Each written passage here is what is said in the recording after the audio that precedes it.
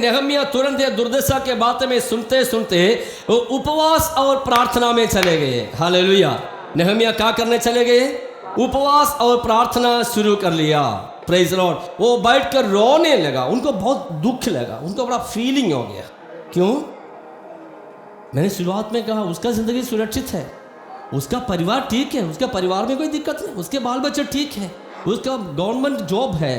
Praise Lord. वो अपने राजमहल में राजा के पियाऊ है, उसका क्वार्टर है, उसको सब कुछ ठीक है। लेकिन अपने लोगों का दुर्दशा जब देखा वो रोने लगा। वो जमीन में उतर के आया, प्रार्थना करने लगा, उपवास करने लगा। कितने दिन तक उपवास किया? वो वहाँ इस बारे में ऐसे लिखा कितने दिन तक उपवास किया, उसका दिन कितने हैं करके भी मालूम नहीं है। जब तक परमेश्वर की ओर से तो काम नहीं हुआ तब तक वो उपवास और प्रार्थना में चले गए। हालेलुया। हमारे जीवन में जब क्राइसिस सिचुएशन आते हैं, यानी संकट के समय आते हैं, हम लोग परमेश्वर को उपस्थिति में उपवास और प्रार्थना के साथ जाएगा तो परमेश्वर उसमें से छुटकारा देगा। हालेलुया।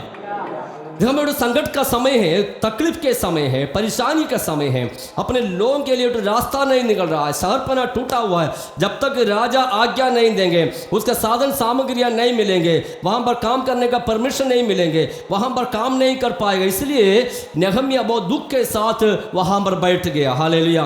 क्या हमारे अंदर सचमुच में नेहमिया के जैसे बोझ है?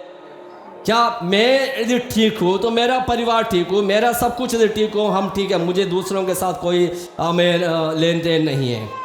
कलीसिया कैसे भी चलो, भाई बहन लोग कैसे भी रहो, कोई भी बीमार में पड़ो, मुझे कोई दिक्कत नहीं, यदि मैं ठीक हूँ तो ठीक है। ऐसे यदि हम सोचेंगे हम नेहमिया के बराबर नहीं हो सकते हैं।